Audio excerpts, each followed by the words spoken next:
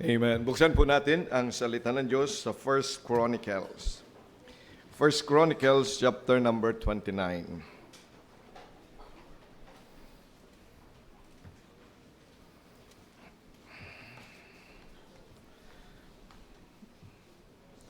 At bigyan din po ng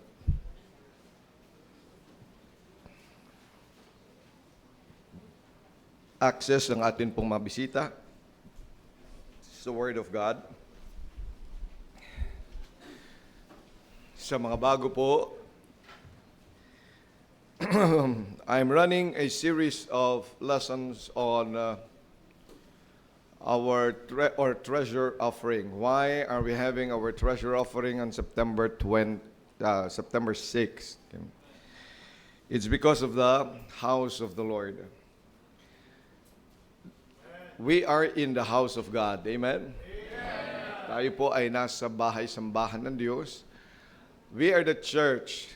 Ang simbahan po is made up of people. But, you know, there is also what you call the house of God, where the people of God gathers together and the body of Christ, which is the church also, congregate para po doon ay ganapin ang tamang paglilingkod sa Panginoon. Mahirap po kasi na maglingkod ka doon sa opisina nyo sapagkat mayroon pong misyon ang opisina nyo. Kahit pasabihin nilang paglilingkod daw yan sa bayan at para sa Diyos. Yan po ay para sa bayan. Ang para sa Diyos ay dapat dictated by the Word of God. Dapat ay yung salita ng Diyos, yun yung batayan. Okay. So mga eskwelahan po sa ating panahon ngayon, partly you can serve the Lord there, but you cannot fully serve the Lord in a school where many religions are. And many books are there. Hindi po pwede yun eh. Sa palengke, ganun din. Siyempre, may nagtitinda doon ng mga yan, di ba? Amen? Sa park, lalo na. So where do we serve the Lord? Here, in this place. While it is true that we can serve the Lord elsewhere, but He chose a place for us to gather. That's why He chose a sanctuary where He can dwell with His people. At ang Christian Bible Baptist Church po ay mapalad sapagkat meron na tayong lugar. Amen? After many years of struggling, ang simbahang ito nag-umpisa more than 42 years ago today as a mission. And we have been renting place, house to house, for many years. Pero noong 2006, binigyan tayo ng pagkakataon, dalhin ng Panginoon dito sa Naturesville. Amen? And then we purchased this property and we have paid it off noong 2016. Amen? Oh. And then God has also given us other properties nearby, yan sa kabila, and we are planning to build that sa mga susunod na mga taon. So we have projects. And so every year, we have our investment a month, which is August. Pinag-uusapan natin. Kaya mayroon tayong CBBC-LB groups. Amen? And you'll be meeting this afternoon. Para po maayos natin yung mga development programs na gagawin natin sa atin pong paglilingkod sa Panginoon. Amen? Oh, so we have plans, we have vision to accomplish. And, every vision, kailangan talaga yan ng fund, ng offering. Hindi naman tayo po pwedeng pumunta sa gobyerno at humingi kahit man lang kakonti doon sa flood control project at mag-insert tayo doon, di ba? Ng mga o kaya pumunta sa munisipyo at humingi ng pondo. Sa atin manggagaling yun, sa mga anak ng Diyos. Amen? Kung papaano ang lupang ito ay ibinigay ng Diyos and the developments that we have worked for many years, yan po ay dahil sa mga bigay ng mga mananampalataya. And now we have established yearly, year after year, sa mga miyembro ng church, year after year we have Treasure Offering Sunday. Malaki ang pagbibigay at inaayos po natin ang tamang espiritu natin sa bagay na yan. Amen? So we are now reading 1 Chronicles chapter 29. Dahil ang atin pong mga ginagawa ay mayroon laging batayan ng salita ng Diyos, hindi natin ito ginagawa out from the blue. Meron tayong modelo. Ito po ay yung sa building of the temple, but David was not allowed to build the temple, but nonetheless, he was used of God to prepare. First Chronicles 29, let's read verses 1 down to 9.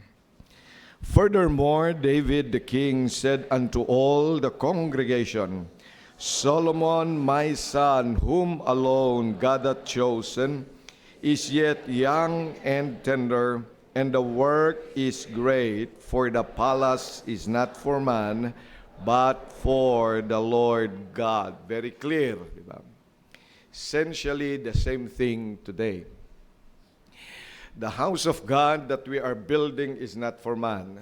It is for God. Hindi po para sa atin yan, para sa Diyos at sa Kanyang gawain. Ilagay po niyan sa puso at isipan, lalo na kayo mga nandito, no? You can go from place to place, here, and then doon sa kabilang lote, andyan, nagtatambay, at kung ano-ano mga ginagawa. When you're here, this is always the place of God. Yung mga nakatira dito, ganun din, huwag kalilimutan, ito'y nakikitira lang tayo. Ito ay sa Diyos. At ang Diyos ay nandiyan, kita niya ang ating mga ginagawa. Kaya pag madumi yung dorm, ay dapat mahiya kayo sa Diyos. Amen.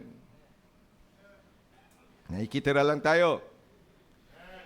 Pag yung ginamit mong CR ay hindi mo nilinis din, paglabas, naikigamit ka lang, yan ay sa Diyos.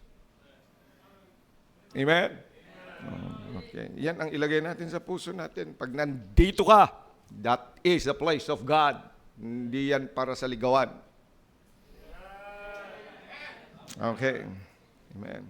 Hindi ho ako nagagalit, nag-i-emphasize lang ako. Okay. Pero galit ako pag yan ay talagang ginawa mo. Amen. But I love you in the Lord. Ako po'y masaya na nandito kayo. Are you happy today? Yeah! Amen. Amen. Refrain from avoid, ano nga yan? Okay. Hindi naman yun excessive. It's just an emphasis. Okay. Verse number 2. Now I have prepared with all thy might for the house of my God the gold of things,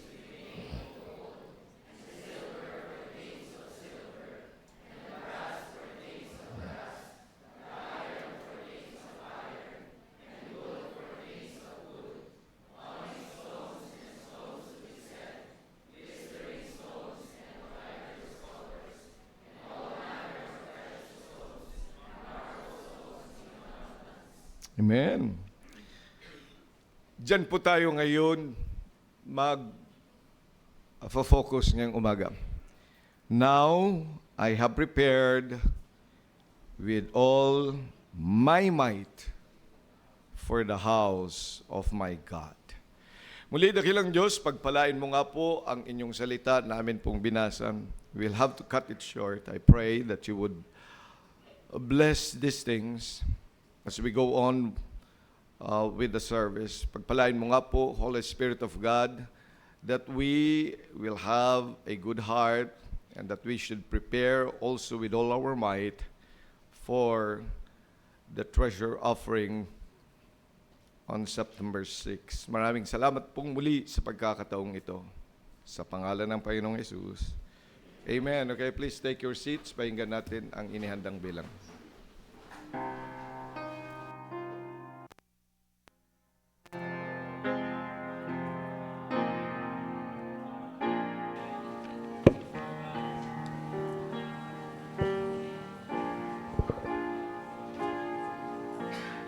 Many now are watching the footsteps that we take. Many soon will follow in the choices that we make. So let us then be faithful to be what we should be, and leave a good example that they can clearly see. Be an example of the believers in word and in conduct. Be steadfast in love, in faith, in purity of life. For those behind us, let us stand within the gap and make a difference in their lives.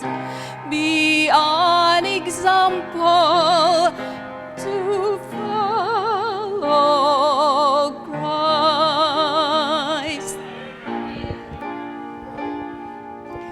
Let us then be watching the weary day by day, looking to encourage and to lead them in the way, to run the race with patience on Jesus, fix their eyes, and challenge them with excellence, that they might win the prize. Be an example of believers in word and in conduct. Be steadfast in love, in faith and purity. For those behind us, let us stand within the gap and make a difference in their lives. Be an example to follow Christ. Be an example to follow Christ.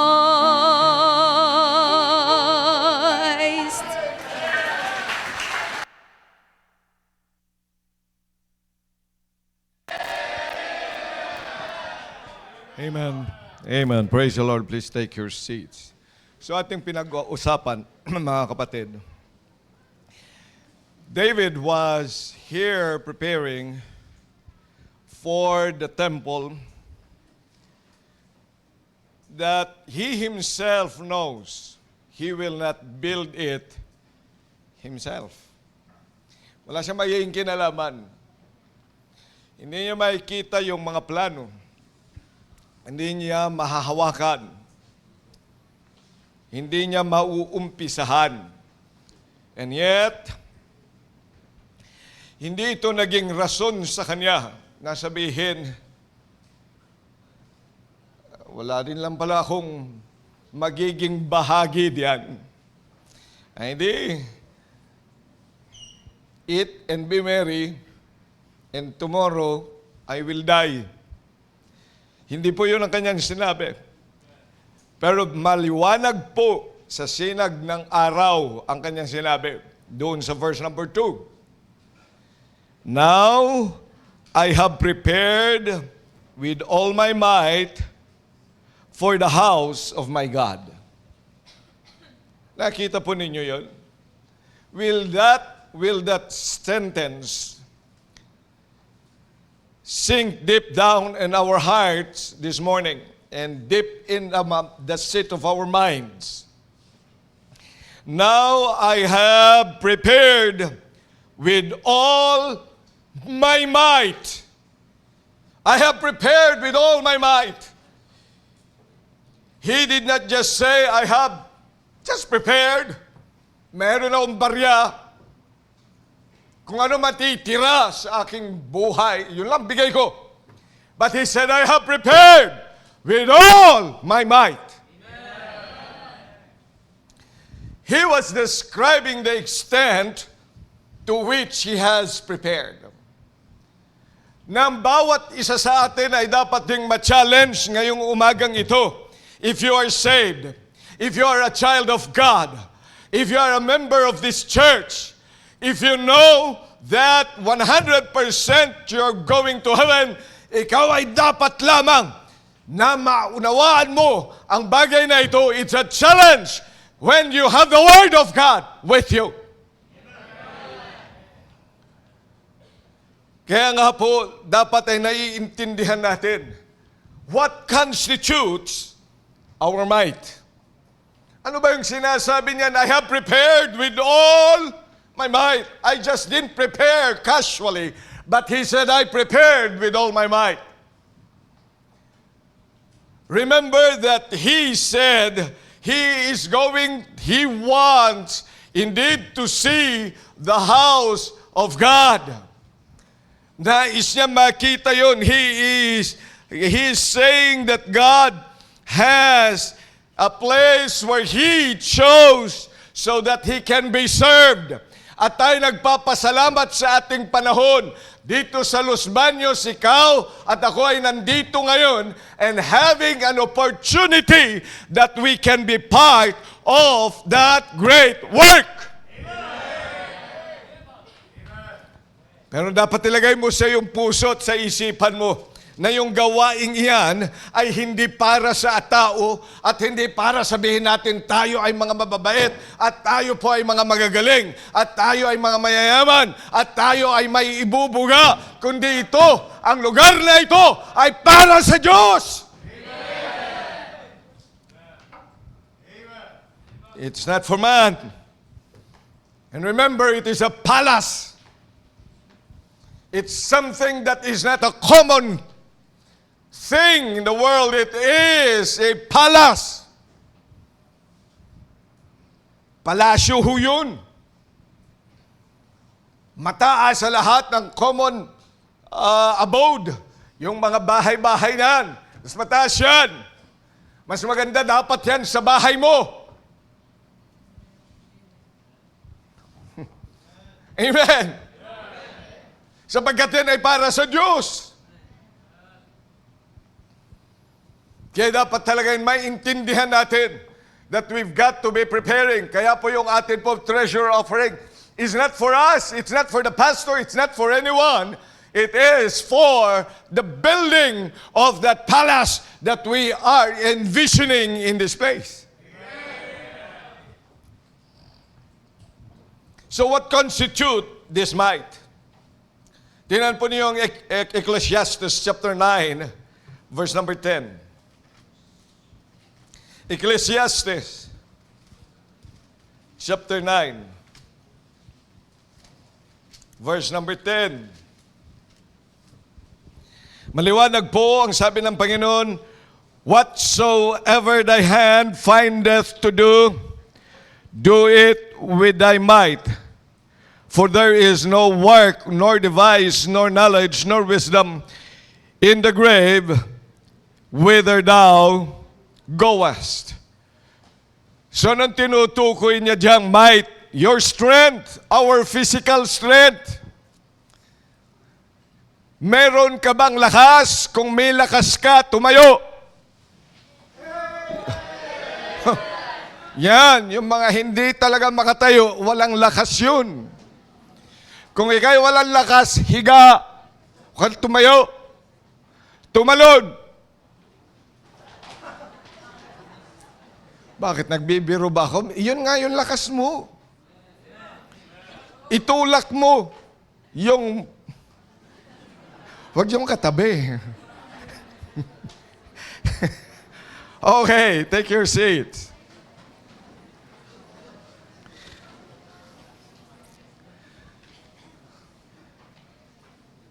Ito, pwede ka naman, pag may lakas ka, di ba? Pwede kang tumayo.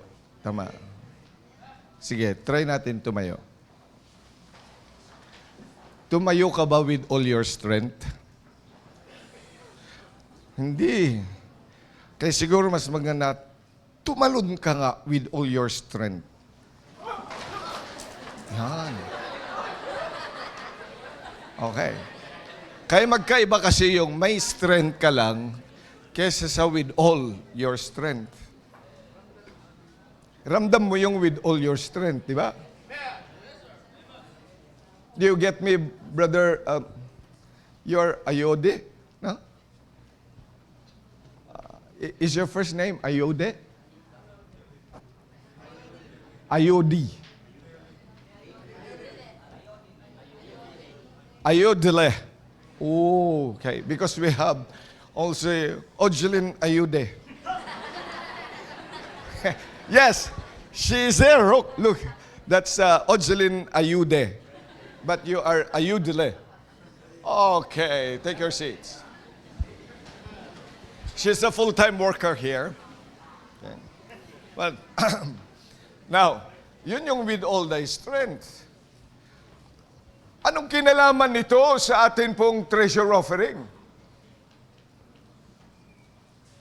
Marami, they would not prepare with all their might.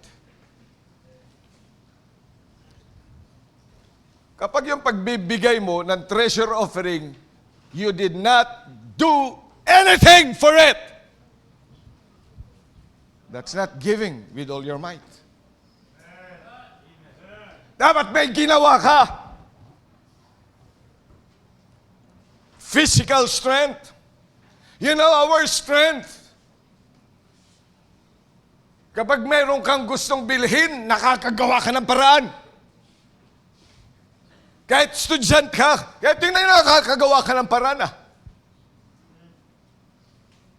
Ang mo sasabihin sa akin na wala akong pera, wala akong trabaho. Di maghanap ka ng tatrabahuin mo. Amen.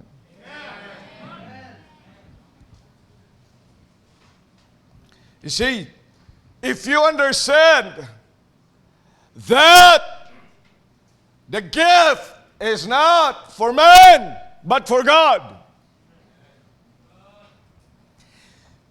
I prepared with all my might. That's a physical strength.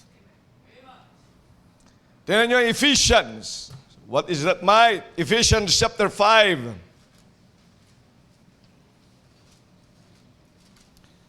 Ang kausap ko po ay mga Kristiyano. Pag hindi ka Kristiyano, tulugan mo na lang ako. Itulog mo na lang yan. Mas makakabuti pa sa'yo. Ushers, paibigyan na lang ng unan.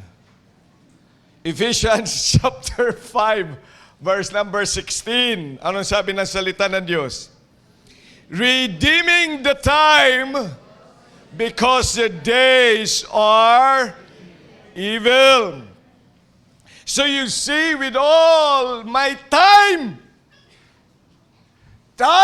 is a might. Yung sinasabi niyan, kaya po may oras siya.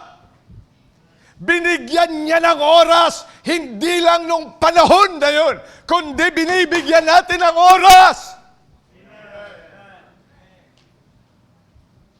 Kaya ho, pinipreach ang bagay na ito because I want us to give indeed with all our might.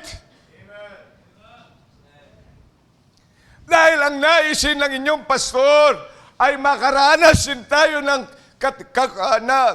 blessing ng Panginoon sa atin pong mga ginagawang paglilingkod dito sa bahay, sambahan ng Diyos.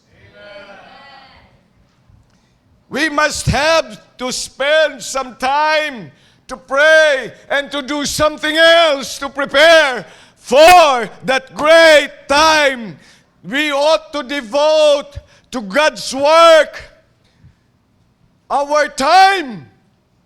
Dapat may oras ka para diyan. Yun yung sinasabi ni David that I have prepared with all my might. May oras ako. Meron akong schedule para dyan.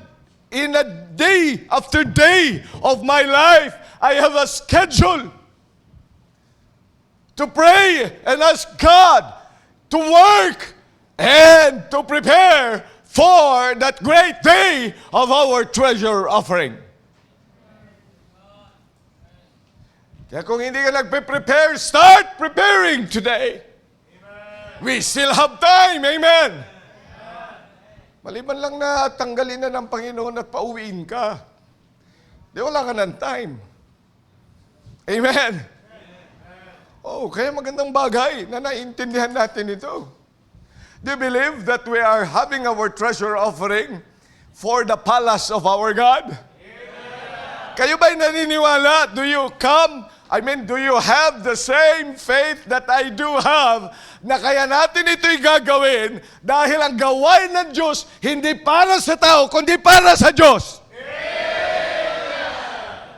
Man, ito lang yung mga kasama ko.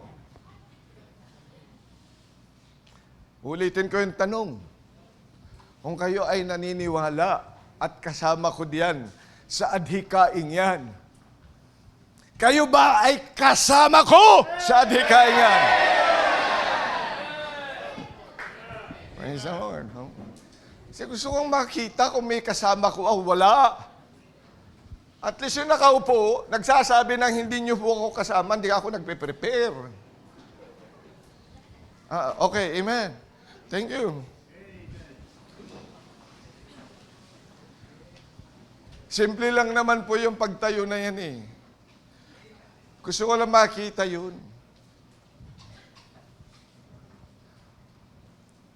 Because that is also your testimony that you are doing what we are saying here. Pag nagsasalita kasi ng salita ng Diyos, and when we come to offer and serve the Lord, ibang-iba yan sa paglilingkod mo noon sa luma mong pananampalataya. Ang lumang pananampalataya, pupunta ka lang doon, uupo, pagkatapos uuwi, wala lang. Di ba? Kapag nasa tamang sambahan ka, iba yun. Ay totoo yun sa buhay. Amen? Kaya pag tinanong, are you saved? Totoo kasi yun. Take your seats. Kaya nga pag umaawit din tayo, talagang totoo yung inaawit natin. I have heard a joyful sound, Jesus saves, Jesus saves.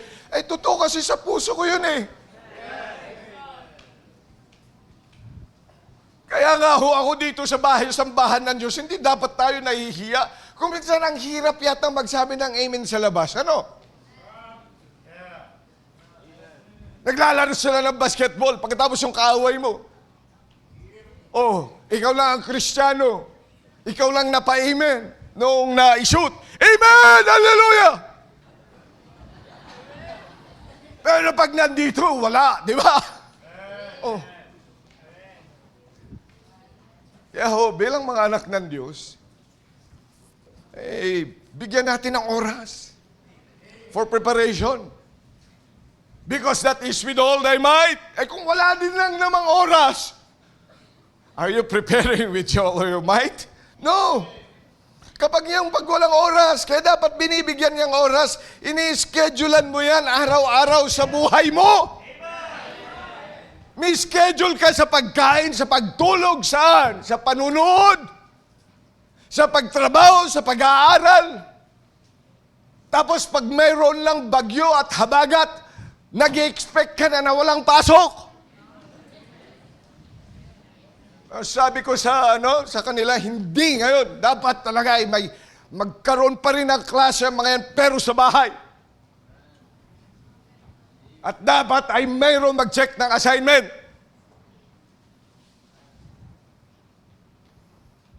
Hello. Buti sana, sa labas na lang ako nag-aaral. Ano, Kenji? Mas madali talaga doon. There is what? We have to give our strength. Ang gumagawa ka, nagtatrabaho ka para dyan. Hindi yung naghihintay ka na lang. Ay, bibigyan ako ni Mama ng pang-treasure. Bibigyan ako ni Daddy ng pang-treasure. Ay, alam mo yung ugali mo, hindi yan kalugod-lugod sa Diyos. Ugali yan ng tamad. Gumawa ka ng paraan. Amen. With your strength. Pangalawa, with your time. Put some time. Pangatlo, tingnan nyo, Exodus chapter 31. Exodus chapter number 31.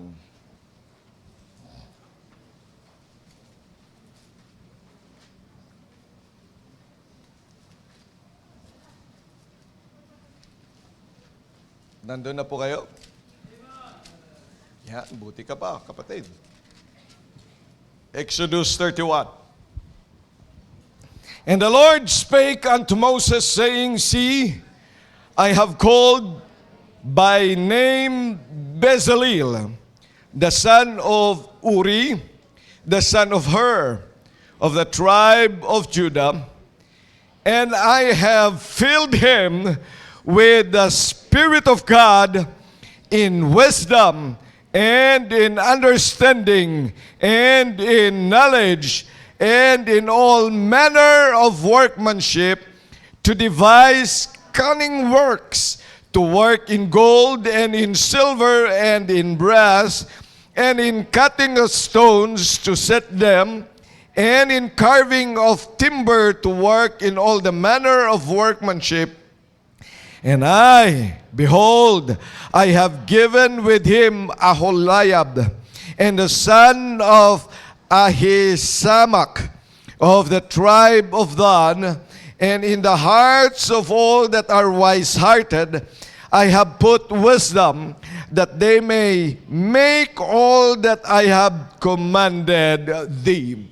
You see, might also means our abilities and skills that God Himself has given you. Kapag ikaw ay anak ng Diyos, makinig ka maigi sa akin, kung ikaw ay anak ng Diyos, sinasabi mo na ikaw ay tumanggap kay Kristo, therefore you are a child of God. If any man be in Christ, he is a new creature. And ano pa sabi niya, as many as received Him, to them gave He power to become the sons of God. Di anak ng Diyos ang tumanggap kay Kristo. But let me make it clear, hindi yung Kristong nakapako pa sa krus hanggang ngayon. Ha? Hindi yung crucifix, tinanggap ko na po itong Kristong to. Pagkatapos nag-aatanda ka, hindi yun ang Kristo. Ang Kristo nasa langit na. Amen? Kung meron pang nakapako sa krus, hindi na siya yun. Hindi rin siya yung Santo Niño.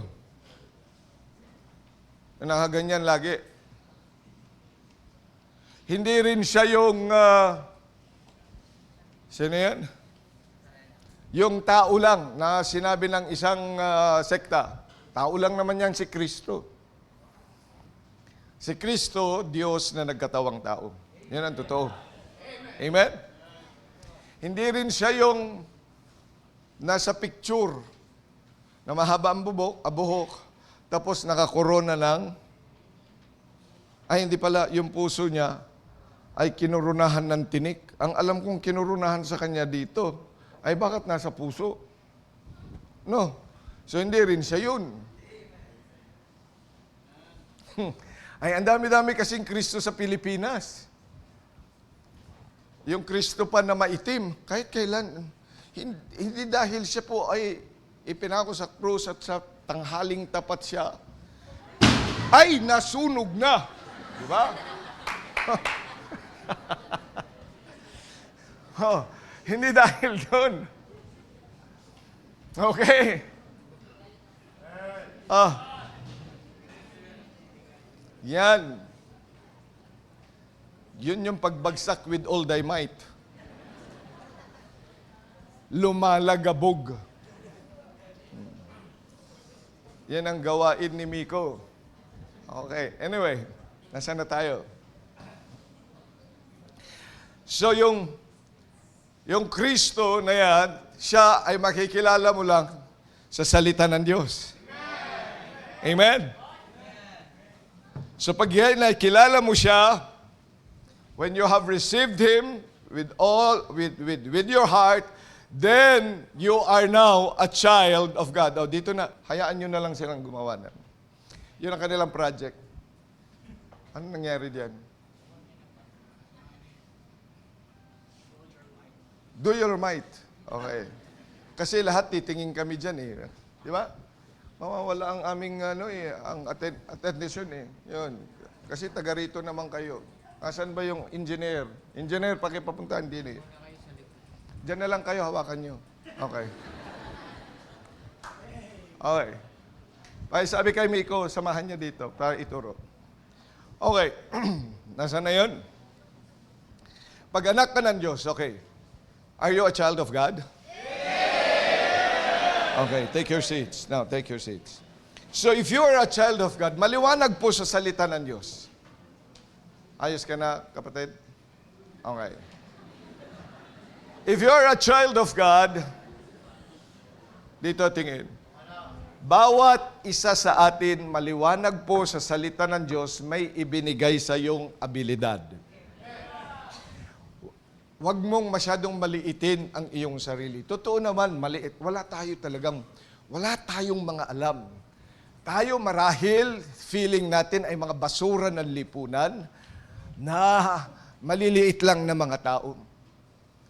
Pero dahil po'y ikaw ay minahal ng Diyos, dahil iniligtas ka ng Panginoon, sabihin mo man na ikaw ay hindi yata pumapasa ng math. Hindi yata talaga magaling.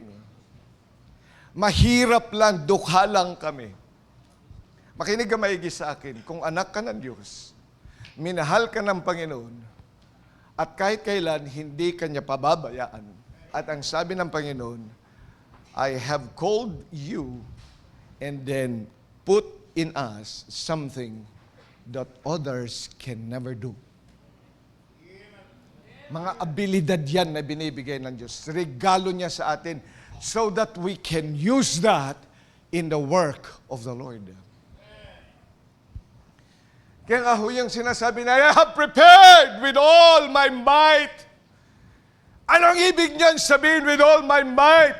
Yung mga resources ko, yung mga abilidad na yan, ay gagamitin ko para dyan sa treasure offering na yan. Sa totoo lang nga, sabi ko, Panginoon, wala naman talaga din akong sweldo. Pero dahil binigyan mo akong pagkakataon mag-preach, then let me use that. Ikaw mag-provide ng pangangailangan ko while I preach. At yung nagpapasalamat sa Panginoon that when somebody calls and asks for a preaching, bibigay sila. Kaya sabi ko, pang-treasure talaga ito, pang-treasure, because you see that's an ability God has given me. Hindi, ayoko mag-preach ng kagaya nito. Ang pangarap ko sa buhay, kumanta. Oh, sa totoo lang, kapatid. Grade 3 pa lang ako noon. Cyrus, grade 3 pa lang ako. Sumasali na talaga ako sa mga amateur. Kasi pagsali ko, kasi may mga prizes, sabi na 25,000 pesos, malaki na yun, no? Kaya sumali talaga ako niyan, grade 3. Doon sa amin, parang ano yan eh. Yung sa boxing, di ba? Ano ba tawag niyan? Ring, oh. Doon ka kakanta. Ang mga judges nasa baba din. Tapos may bating-ting yan. Pag hindi nila nagustuhan, gano'n yan, baba ka na! Di kasama ako doon. Sa nakalinya. Pang-5 yata ako noon eh. Sa bawat isa, nakakaya 2 straw pa, talagang tinatanggal na. Ako, noong pumasok ako, talagang, Ay, mambira, nag-practice yata ako eh. Binigay ko ang lahat ng abilidad ko. 2 salita pa lang,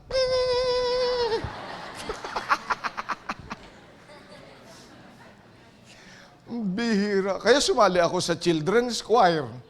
At least sa children's choir, tinanggap ako. Oh, doon sa school namin. Tapos nakasali din kami yun sa national competition, yung NAMCIA pa noon, NAMCIA. NAMCYAIA. So nakarating din kami sa PICC. Kaya lang natalo. Okay. Nung high school, ganun din. Sabi ng napapansin ko, kapag honor student kayo sa high school, pag gumag-graduate ng valedictorian, salutatorian, with honors, merong double quartet. Double quartet. Sabi ko, mag-o-honor ako para mag-double quartet. Yung ate ko, yung kuya ko, nandun silang lahat ko. Nag-aral ako ng gusto, kapatid. First year, salutatorian. Second year, second honor. Third year, sabi ko, hindi pwede to. Kailangan ako yung first. Binigyan ng Diyos, naka-first honor ako. Kaya pagdating ng fourth year, valedictorian. Wow! Hindi ako nagmamayabang, nagsasabi lang ako ng katotohanan. Meron yan, katunayan yan. Okay. Kasi bakit? Gusto kong kumanti. Di graduation na. Kakanta na ako. Sabi ng principal, kinuha lahat ng mga graduating student. This year, we will have a new format of our program. There will be no double quartet. Ang bihira, nag-practice ako. Kaya wala ho, hindi kami kumanta. Sorry, doon na lang ako sa alma mater song.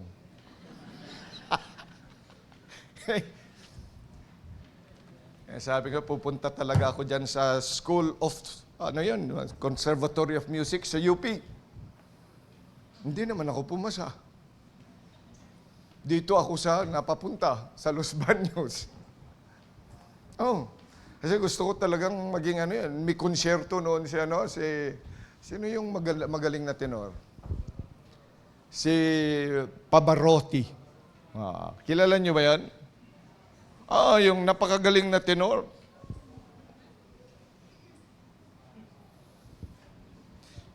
Sabi ko siya, biro mo yun, nagkonsyerto siya dito lang sa Pilipinas. Ang pinakamababang ticket, 10,000 pesos. Pinakamababa, doon na sa dulo. Napuno niya yung isang buong auditorium. Sabi ko, isang konsyerto lang pala yan, milyon-milyon nakikitain mo. Kakanta ka lang na para kang Ginarote.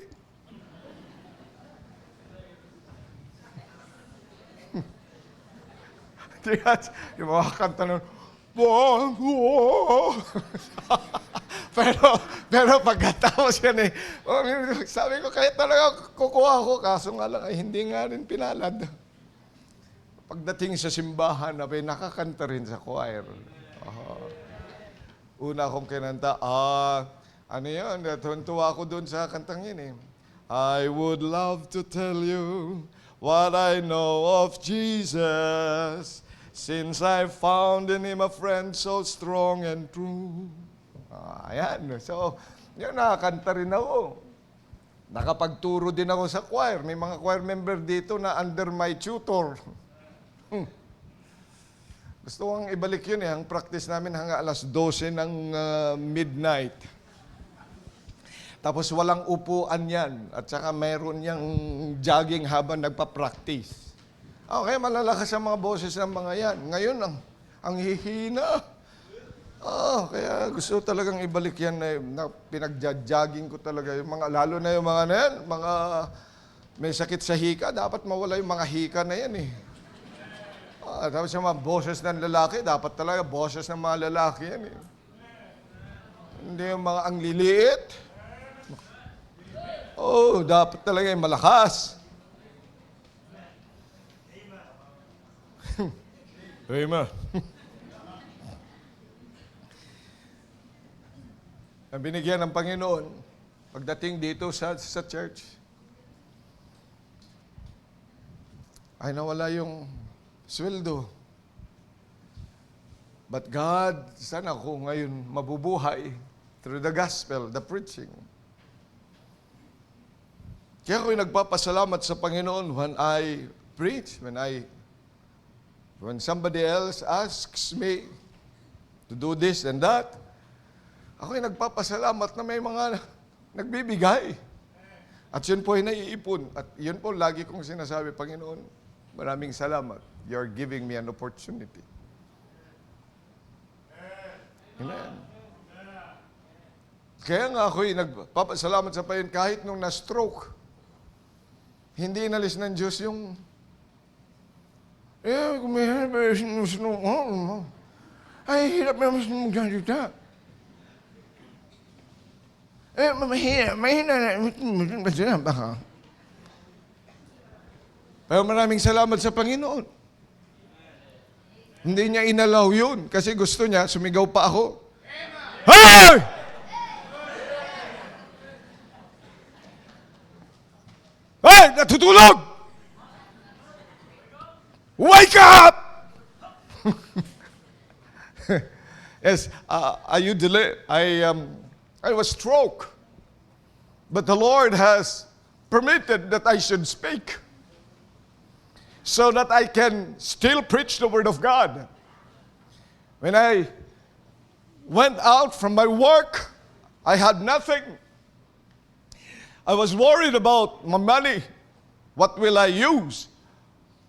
When there are givings, then I ask the Lord, where will I get those things? Now I have already, refused all my works then. But I'll just preach the Word of God. But when somebody else invites me, please preach here in a birthday, in an anniversary, wherever I do preach, also anywhere. Sometimes when people also would say, God has a blessing to us. Could you come and bless this and that? People give. And I appreciate that. In churches, when they ask me to preach to them. And so, all those things, Lord, where will I get all these things? But preaching the Word. That's why I'm glad that I can be part of the preparation for the work of the Lord. You see, it's the abilities that God has given to us. That's why when I would give my treasure offering, I can say it was all the ability that the Lord has given me. Amen? You see, that is with all our might. The abilities. Also, the possessions that we have, meron ka na eh. Pag sinabing meron na, kahit, tingnan nyo, everything, every one of us, we already have something. Meron ka na, may hawak ka na, meron ka na yan sa bahay mo, meron ka! You only fail to recognize it and turn it to something worthwhile. Si David ay ganun din sa 1 Chronicles chapter number 29. Kaya nga makikita nyo, pag sinabi nyo, with all my might, andyan, he said he prepared gold, silver, brass, iron, wood, precious stones. Saan yun nakuha lahat? During the spoils, when at a time, one day, went to battle from kingdom to kingdom, defeating all those things, all those kingdoms, lahat po ng mga nandun sa mga kahariang yan, that they were able to defeat, yan mga kanilang mga sinakop na yan, meron siya laging bahagi. May bahagi na ang Panginoon, but He has always have, also personally was given to him. Meron ka na. I have, sabi nga ni David, di ba? I have with my own proper good. Meron na. Hindi naman ang hihingi ng Diyos ng wala sa'yo. Sa totoo, meron ka na. So, giving with all thy might is that we have our own possessions and resources which we now have. Yan po yung with all our might. Ano pa? Pag sinabi natin with all our might, our influence and our opportunities. May impluensya ka. Mayroon at mayroon ka na influence, na opportunity sa buhay. Huwag mong sabihin, ikaw lang, lahat na lang ng oportunidad, noong nagsabog ng Diyos na lahat ng oportunidad, ikaw pala'y natutulog. Pwede ba yun?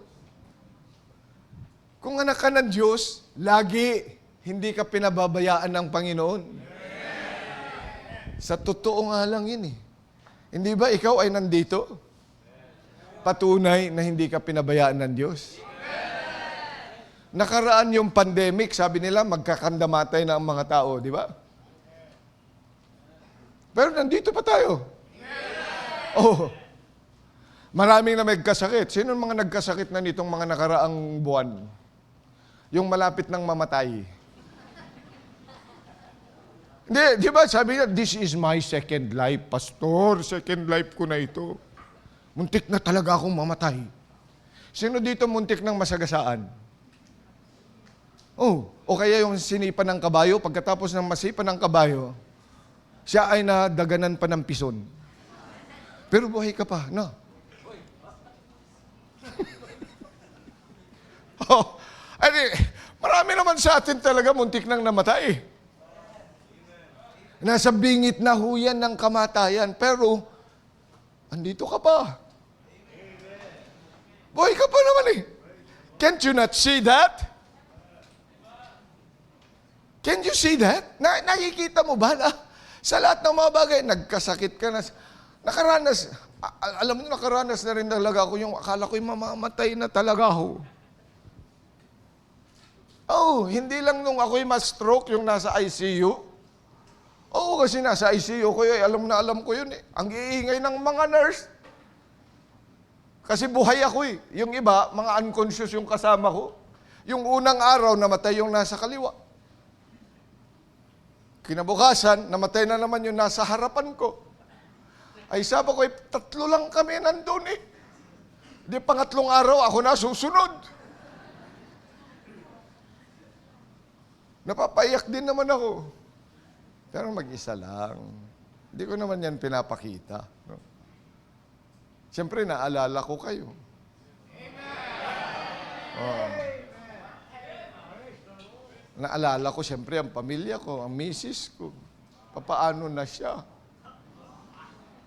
Mga anak ko. Oh. Yung magiging apo, di ba? Oh. At kung sino man yung kamukha dyan. So naalala ko din yun. Pero hindi lang yun eh. Yung nagkasakit ka na parang hindi mo alam kung kakasakit ka, hindi ka makabangon.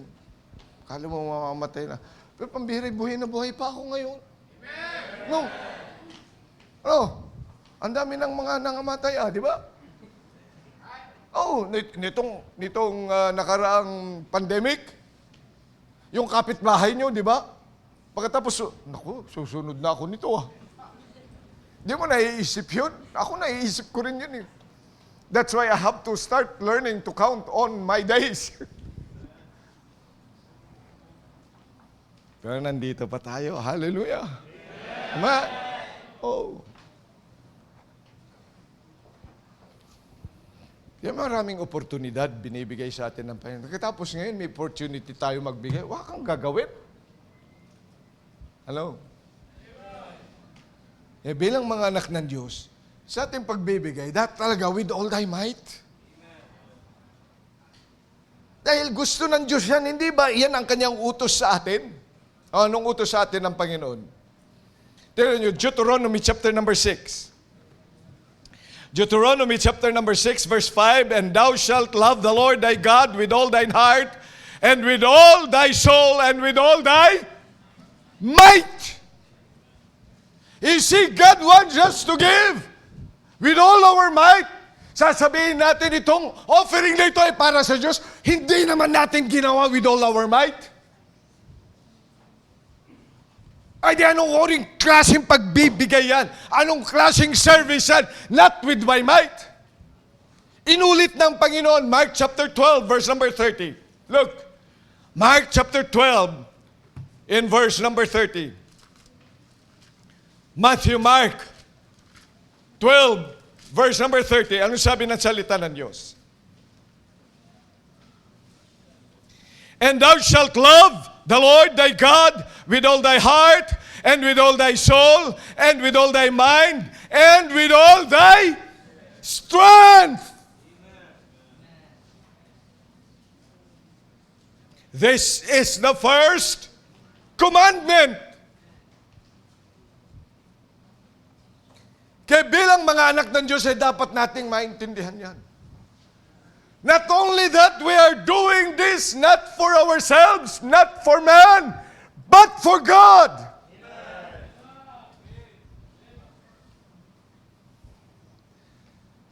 And remember that everything belongs to our God. Kaya nga, ngayon, as we prepare, tingnan natin. We have discussed that, when we give, we have to give with our affection. We have to give for God.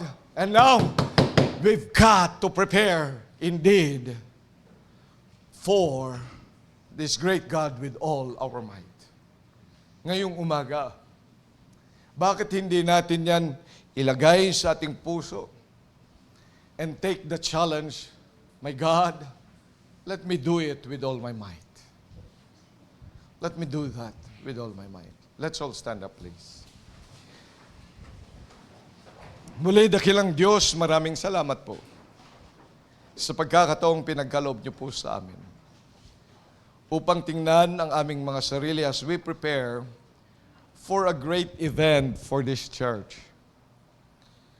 As we plan for our development in this place so that we can serve you with all of our strength and with all our might, that we may also indeed give things with all of our might and prepare with all our might. Panginoon, ang bawat isa po sa amin, hinihiling ko na ikaw ang mangunguna. Pagpalain mo po na ang challenge na ito sa amin would be written deep down in our hearts, that we will prepare with all of our might for a great work ahead of us. Pagpalain mo po ang inyong salita sa aming kalagitnaan. Sa pangalan ng Panginoong Hesus. Amen. Habang tinutugtog ang awiting panyaya, if you're a child of God, bakit hindi ka lumapit dito sa harapan? May pag-usap sa Panginoon, Lord, let me prepare with all my heart. Sa totoo, napapabayaan ko talaga ito. But today, I know I have not been preparing well, pero ngayon ko naintindihan, I have to do it with all my might. Akala ko pagbibigay lang ito. No, it is for God and for the Lord.